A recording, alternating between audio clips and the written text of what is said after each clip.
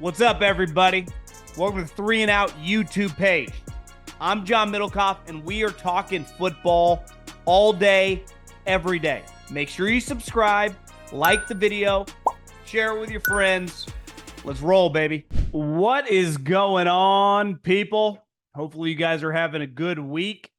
And wanted to talk a little football because a couple things with the Cowboys. A comment Dak made a little while ago that I wanted to touch on. I've been thinking a lot about that he doesn't play for the money. I saw a comment Mike Zimmer had about his defense, and despite the success they had under Dan Quinn, we got to do it my way. The NFLPA that represents the Players Association, has a new proposal about the offseason, which my first reaction from a coach front office standpoint, as well as the players, is moronic. And then Lincoln Riley. A story came out about the game. They opened this year with LSU, and Lincoln Riley wanted no part of it, and some details of the story on how he attempted to get out of it. And overall, I think it's a pretty embarrassing moment for the Trojans head coach. And then a couple other stories here and there. Nico Collins, I don't want to call him a star yet, but got a chance. I mean, the way he looked at the end of the season. Jauan Jennings, both those wide receivers get extensions. Two very different financial numbers. And Robert Saleh had a comment today that I thought was pretty interesting and something to keep an eye on moving forward with the new kickoff rule. So a lot going on in the football world. I wanted to talk on some contracts, but I think we'll save that for tomorrow under Fugazi Friday, because that's kind of what a lot of NFL contracts are, a giant Fugazi, in terms of the money that we read and then the money that the players actually get as the years go on. And I think Christian McCaffrey falls under this category. But before we dive into some football, I've been saying it for a while. It's Wednesday. In about 4 days, I'm going to a concert. Haven't been to a concert in a while. Little live music, get out with the people, rub elbows, have a few brewskis, enjoy myself. And I'm doing it because of my friends at Game Time. And you could too. They are the official ticketing app of this podcast. Been using them for a while. A lot of you guys have used them, and I cannot recommend them enough. Just download that Game Time app. You can go to a concert. You can go to a comedy show. You can go to a game. You want to go to the Stanley Cup Finals? Do you want to go to the NBA Finals? You live in Dallas? You live in the Boston area? Do you want to go to a baseball game this summer and enjoy yourself? Well, do it on us, because take the guesswork out of buying tickets with Game Time. Download the Game Time app, create an account, and use the code JOHN for $20 off your first purchase. Terms apply. Again, create an account and redeem the code JOHN, that's John, for $20 off. Download the Game Time app today. Last minute tickets, lowest prices guaranteed. You know, when most of us first start playing sports, Little League, Pop Warners, you name it, hockey, soccer, whatever, like any little kid, you emulate the stars on television. When I was a kid in Little League, everyone had a batting stance that was like Ken Griffey Jr.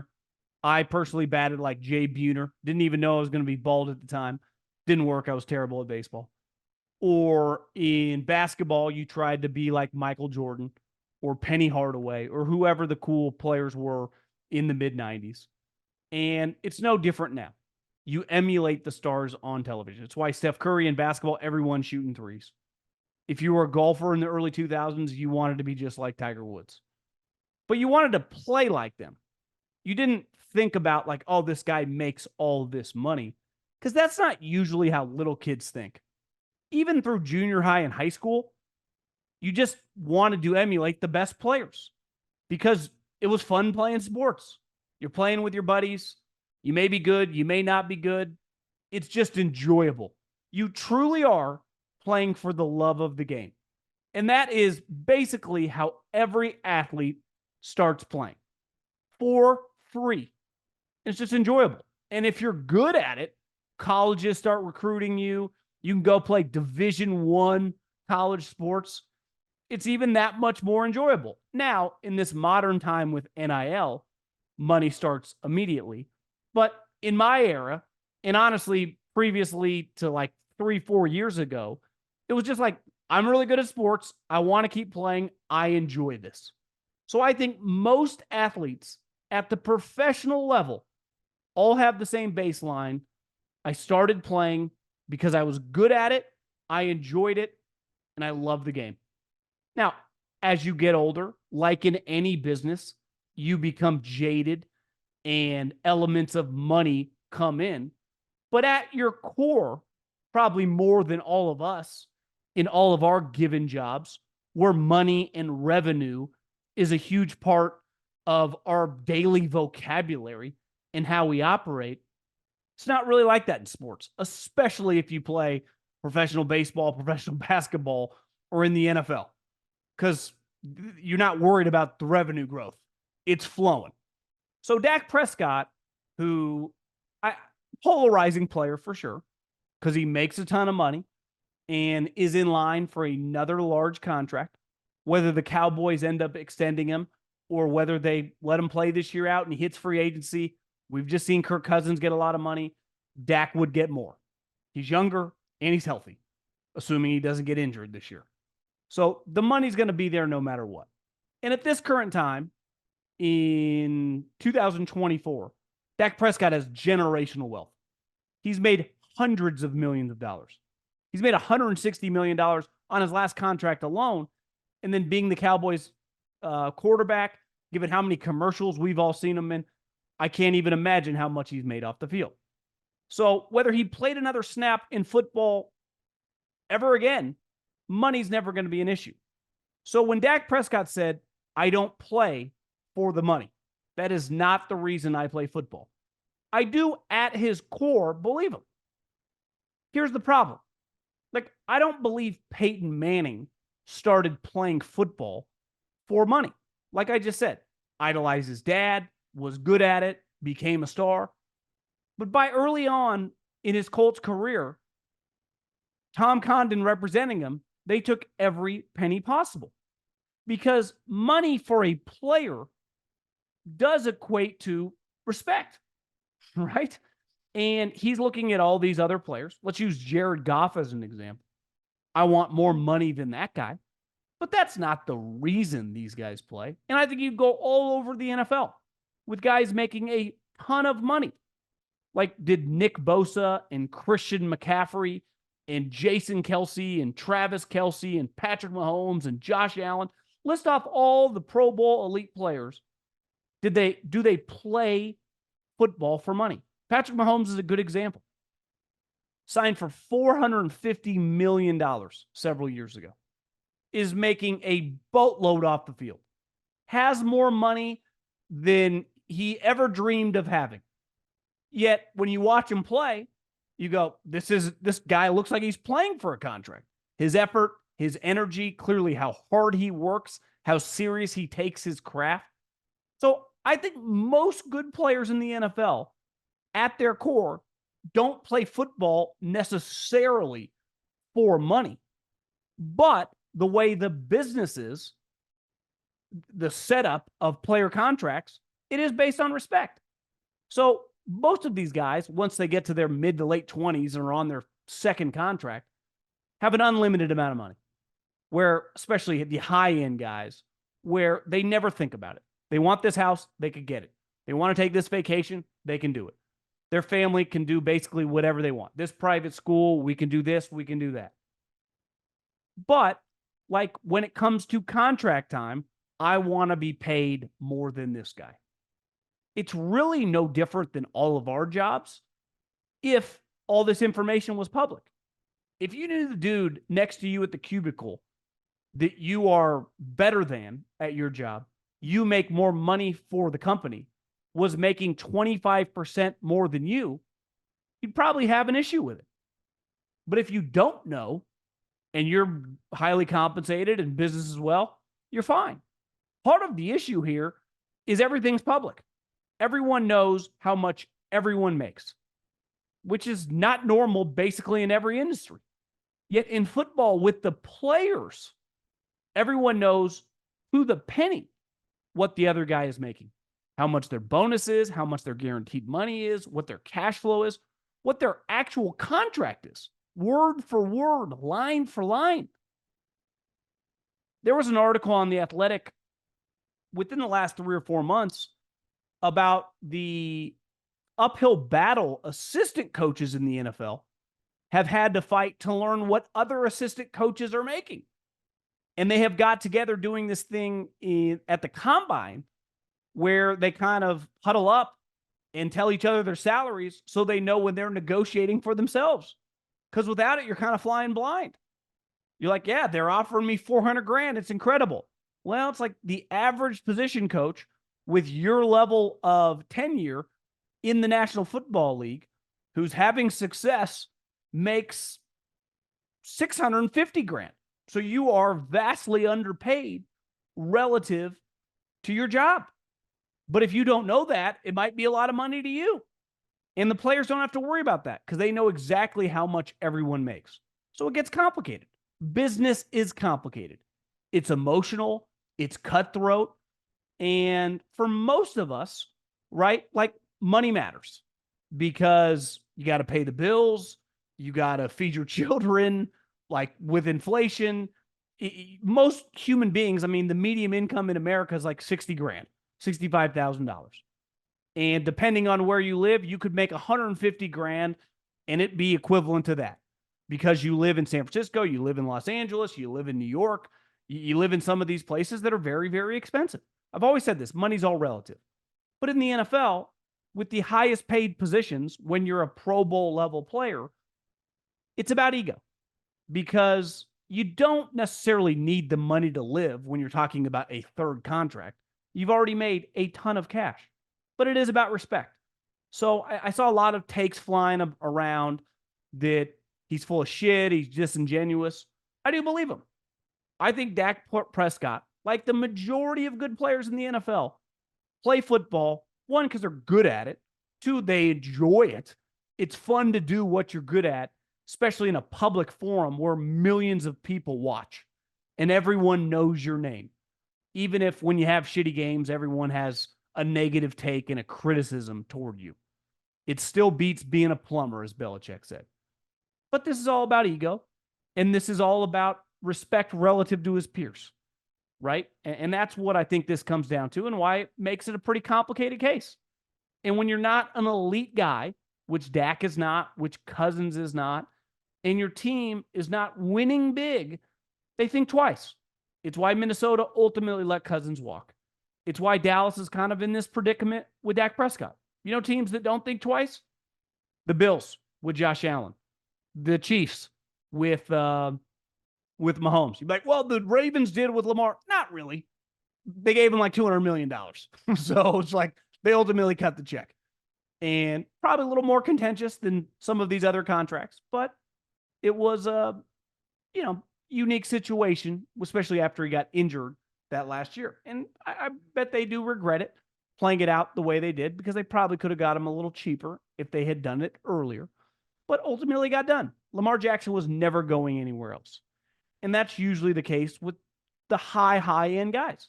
Everyone else, like, yeah, do I really want to pay you $50 million when we can't win a playoff game and you don't play well in those spots? Like, it's a legitimate conversation. But whether the Cowboys pay him or whether another team pays him, he's going to be a rich guy who gets even richer. We are this close to crowning an NBA champ. And with action heating up on the court, it's even hotter at DraftKings Sportsbook, an official sports betting partner of the NBA. There are only so many games left, and DraftKings Sportsbook has you covered with same-game parlays, live betting, odds boost, and so much more. Don't miss out, or you'll have to wait until the next NBA season to place your bets. It's super easy for first-timers to get started. Try betting on something simple, like picking a team to win. Go to DraftKings Sportsbook app, select your squad, and place your first bet. It's that simple. New to DraftKings? Listen up. New customers can get a no-sweat bet up to $1,500. Just deposit at least $5, and you'll get a bonus bet back equal to your first bet if it doesn't hit. Download the DraftKings Sportsbook app now and use the code JAUN. That's code JOHN for new customers to get a no-sweat bet up to $1,500 if your first bet doesn't hit. Only on DraftKings. The crown is yours. Mike Zimmer had a comment today. And the headline was clipped by a lot of people because he said, we've got to do it the way I want it done in terms of the way they run the defense. And everyone's like, this old curmudgeon egomaniac, Mike Zimmer. When you hire a veteran coordinator, offensive or defensive, you can't expect them, if they're inheriting a really good unit on offense or defense, to do, when they run a different scheme and have for a long time, to do what the previous coordinator did. That is a recipe for failure. Mike Zimmer is not Dan Quinn. And Mike Zimmer also admitted, usually when I've been hired in the past, it's an awful unit. It's bad. So I get to basically start from scratch. That's not the case here. This unit for years now has been very successful, minus the playoff game, which was pretty ugly. But I'm not Dan Quinn. I don't run his defense. And I'm not going to try to. It's not what I was hired to do. I was hired as Mike Zimmer to run this unit. Now, obviously, if there are similarities in some of the concepts that were successful for Dallas, he would be a bad coach to not continue running some of those things. But you can't expect a new coordinator to do what the old coordinator did when they don't have the same football philosophical beliefs when it comes to defense. So the moment Dan Quinn left, unless you were going to hire another Pete Carroll disciple, the defense was going to look different schematically. It doesn't mean they're going to take a step back in terms of their production, but it's not going to be the same. And the players are going to have to learn new terminology, new ideas, new, responsibilities. Welcome to football. Now, is it going to work? It's obviously not an easy transition, but here's what I'd say. Mike Zimmer's good. Just like Vic Fangio's good. I've seen it for a long time. When you see good older coaches, you go, this can work. Now, it's also incumbent on them to adapt as football adapts and change philosophies that might have worked in 2016 or 17 or 18 that no longer are as applicable as they are in 2024. So it's on them to change and make adjustments. But when you hire new coordinators, you hire them to run their stuff. I just saw it with San Francisco. They hired Steve Wilkes, who was not a Pete Carroll disciple, who did not come up running this defense, and essentially said, hey, you know what Robert Saleh and DeMeco Ryans did? Can you kind of do that? And of course, he wanted a job. He's like, yeah, I'll do it. And it didn't work. And then he got shit canned after the Super Bowl. So, if you're going to hire a guy, you have to trust him to run their stuff. And I think that's a good philosophy to life. If you're willing to hire, in football, if you're hiring a coordinator, you're paying him 7 figures. So in any industry, if you're willing to pay a guy $1 million, $2 million, $3 million, whatever, you better be willing to not micromanage them. And there's a reason you hired the guy. If you have any hesitation or question marks once he's there, you've obviously hired the wrong guy. And I like the Mike Zimmer hire. I watched him for years with the Bengals and then obviously with the Vikings. He's a good defensive coach. Is he great working with quarterbacks and is he a sensitive guy? No. When all he has to worry about is the defense, I'd feel pretty confident. Something I thought was pretty stupid. The NFL calendar has been pretty similar for a long time now. Right? If you're a player and your season ends, if you miss the playoffs, so now at the 17th game, let's just pick January 5th, is the last game of the season. You then have a break from January 5th till your offseason starts somewhere early to mid-April. So that is January, February, March, and then a week or two into April. That's like a 3-month plus break. And then OTAs. In 2024, I got news for you, but relative to the sport of football, are kind of a country club. There are no pads. There are practices 3 days a week.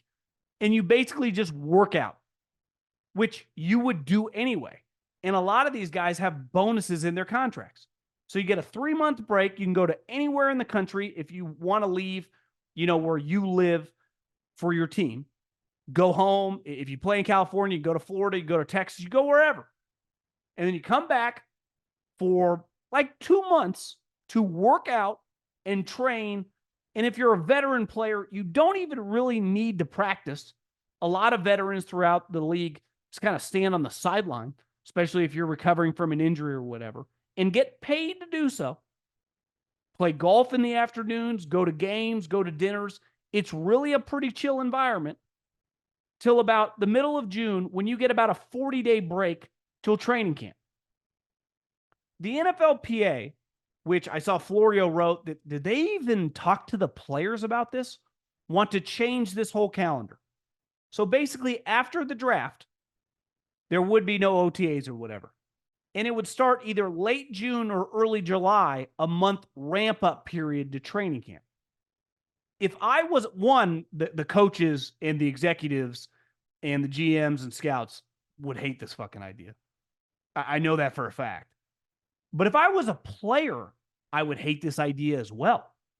Because one, it's voluntary in OTA. So if I'm a veteran player, I don't have to show up beside the one mandatory minicamp. There's a big V in front of every practice except 1 week. And again, it's not even a week. It's 3 days.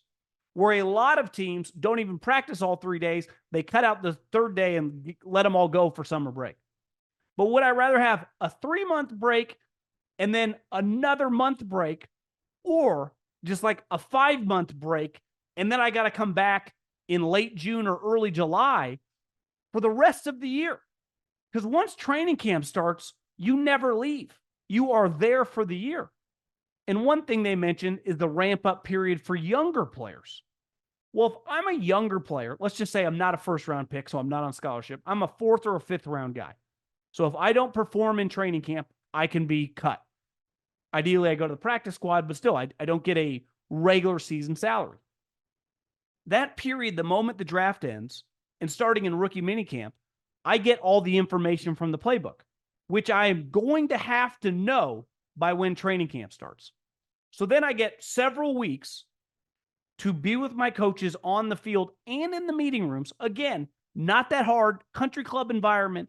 And most coaches now, and I've watched a ton of these press conferences, go, listen, these guys have been traveling all over the place. I know they're out of shape. We are not looking to break any records here in practice. Practice has never been easier in the history of the NFL in the middle of May. I'll promise you that. But I get to mentally take in all the information.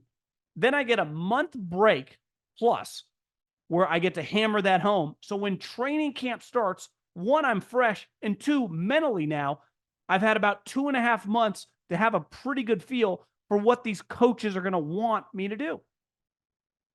I can't imagine any veteran player wanting any part of this new idea.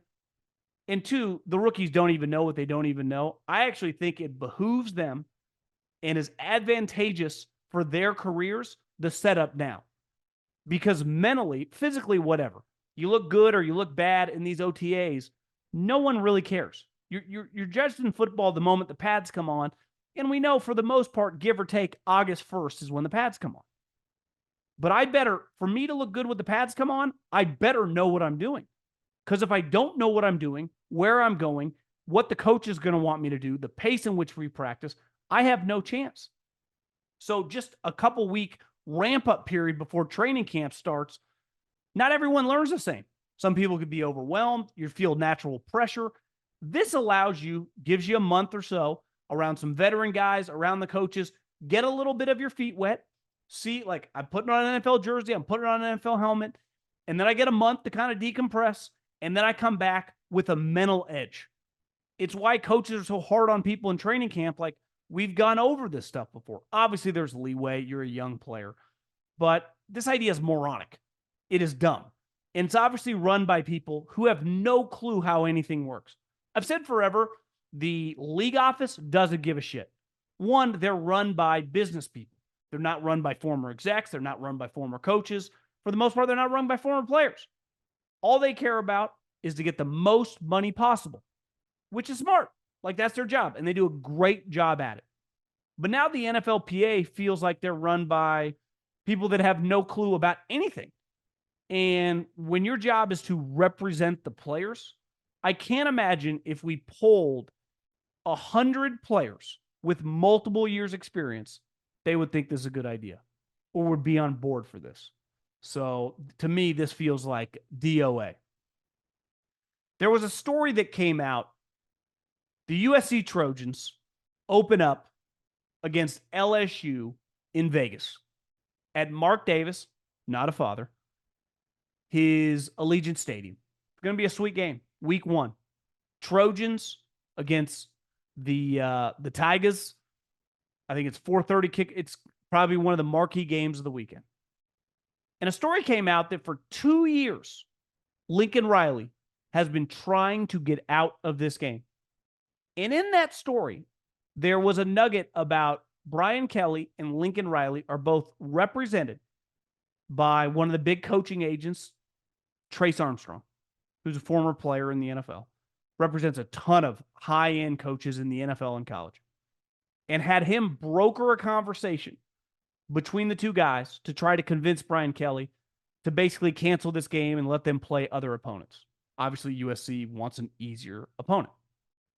Brian Kelly said no. There's no way around it. This is an embarrassing story to get out for USC. I played golf the other day with a guy that came in on Reggie Bush's recruiting class and was on that for 5 years, was on those sweet Trojan teams. I mean, he's listing off all the players. It was incredible, the talent that was on those teams. And part of hiring Lincoln Riley to USC was to get the Trojans back to the glory years, to have them be competing for national championships, to have them be a top 5 program every single year in the country. When you are that, you are not scared of anybody. You will play anybody, anytime, anywhere. And in 2024, you don't need to be one of the 4 best teams. You just have to be one of the 12. So USC paid Lincoln Riley $120+ million. When you factor in giving him a free house, when you factor in buying his mansion in Oklahoma, it's probably well above that. The moment they did that, they expected to kick ass and take names, to dominate. And now 2 years later, a story comes out that he's begging to get out of this game. If I was a Trojan fan, I'd be fucking embarrassed. Brian Kelly, who is going to be under some pressure this year, year 3, like Lincoln Riley, to win the national championship, like just making the playoffs, will not be good enough. And he's like, yeah, I want no part out of this game. We're playing you. And this is not a home and home. This is a neutral site. So if anything, USC, which in theory should dominate recruiting on the West Coast, this should be an incredible recruiting tool. But it feels like he's scared. Now, do I think they're going to win this game? I do not. Do I understand where it's like, I don't want to play a game, I'm just going to lose? I would somewhat get it if it was year 1, like let us get our feet under us. This is going on year 3. Like by year 3 in this transfer portal world, a school with unlimited NIL budget, you should be like, fuck, we'll play anybody. I look at USC and I told the guy I was playing with, I'm like, I told Coward this year, I don't think it's going to work. And listen, like most people, I was like, incredible hire. And then after watching it kind of marinate and just watching his team play, Lincoln Riley is a small town Texas guy who is infatuated with offense, knows nothing about defense. And it's shown because last year their defense was, looked like a high school JV team. It was a joke. And in Pete's heyday, just like all the good teams over the last, I would say 15 years, dominate on defense. All Saban's teams, Kirby's teams, Harbaugh's teams, some of the high-end Urban Meyer, Ohio State teams, Urban Meyer's Florida teams. It's a point of difference at the highest end of college football. It was a downfall last year of LSU, a program that usually is great on defense. They were terrible. They had an elite offense and a below-average defense. And that's why they went 9-3. So you look at Lincoln Riley, you go, is he a little over his head? Because at Oklahoma, like, especially in the Big 12, he was going to win 10 games a year. And it felt like he ran away a little bit because of them going into the SEC. Now, we could argue Oklahoma's going to struggle a little bit in the SEC. Okay, you go to USC. You should have more bullets in the gun to show up with an SEC team and look the same on the field. Your roster should be every bit as good as LSU, Georgia, Alabama, Ohio State, and Michigan. There's no fucking excuse. And if you had to say, what's your guess on USC's wins this year? Well, they went 7-5 last year with Caleb freaking Williams. So they're going to go 10-2 this year? I mean, to me, at best, they feel like an 8-4 team. And I'm telling you, this heat is going to come fast. Because if Brian Kelly kicks his ass, then he gets Utah State the following week, and then he has a bye, and then he goes to Michigan. Then he plays Wisconsin, then he plays at Minnesota, and then he gets Penn State. If all of a sudden we're looking up and we're looking at a 3-3 team or a 4-3 team, people are going to start to wonder. Because when you pay a premium, you want results. What are college football coaches talking about all over the country? Now that we pay these guys all this money, the NIL, the collectives, we expect you to perform. And if you don't, we got a problem. It's become very transactional. Well, football coaching's always been that way. We pay you to win games. If you lose games, we got an issue. When we pay you an unlimited amount of money, like the super high-end guys, the pressure is ramped up. I'm not a huge Ryan Day guy, but look at him this offseason. They doubled down on defense. They started cutting huge checks to get elite dudes on that side of the ball. And I watch Lincoln Riley, I go, I don't even think he understands. I don't think he knows. And if you just had a scrimmage by year 3 of Pete Carroll against Lincoln Riley, they would have injured them. It wouldn't be fair. And I think this is a disaster. There's no other way around this. And if you're looking at an 8-4 team with the USC Trojans, and you just paid all this money for Lincoln Riley, I don't think we're that far away from talking about this is just not going to work out. It really isn't. And obviously they were at a very low point when they hired Lincoln. But once you get several years removed from that, like, hey, we're at USC. Like, can we make a run in the playoffs? Or do we have no shot on God's green earth? And now that you're in the Big Ten, even with the 12-team playoff, like, there's no guarantee they're getting an invite. Like, they're not better than Michigan. They're not better than Ohio State. I mean, Penn State's offense is so terrible, but their defense is elite. Oregon's way better. Like, where are they making the playoffs? What an embarrassment. I mean, to come out at USC and want out of a game.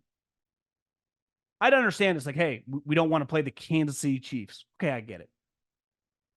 There shouldn't be a team in the country that if they're on your schedule, you don't want to play. If you're an elite program.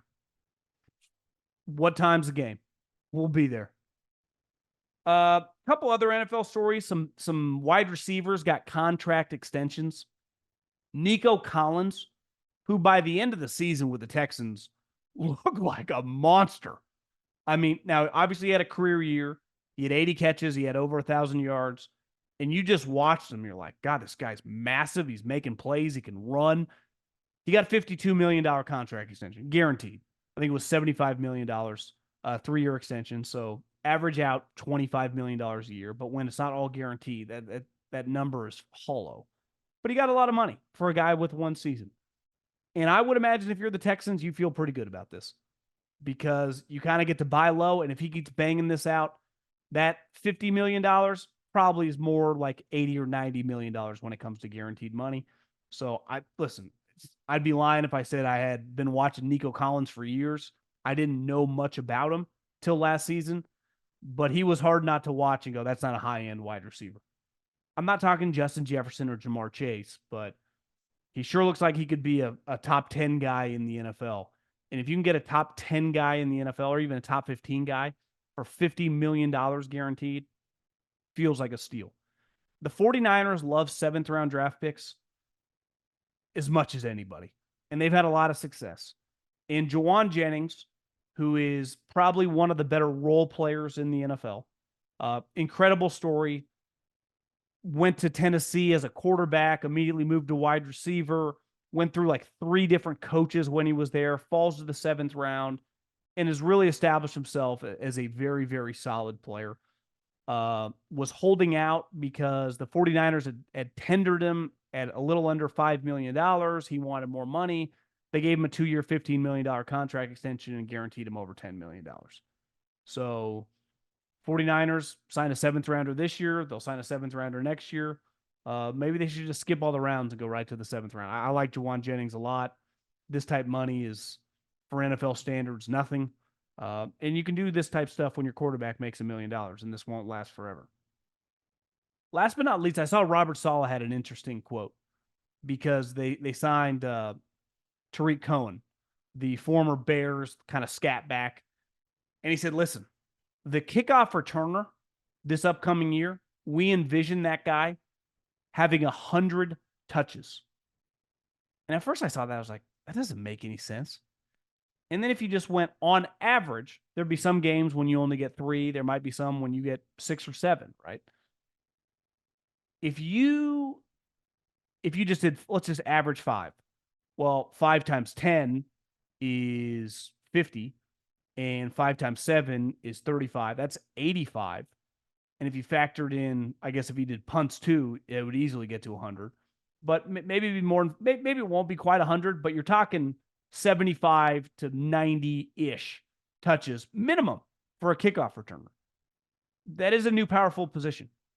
Once upon a time, it wasn't that long ago when I was in the NFL, the nickel corner was kind of a throw-in. It's like, yeah, we got a solid nickel corner. But not a lot of teams went to like 3 wide receiver sets that consistently in a game. Now, if you don't feel good about your nickel corner, you're done.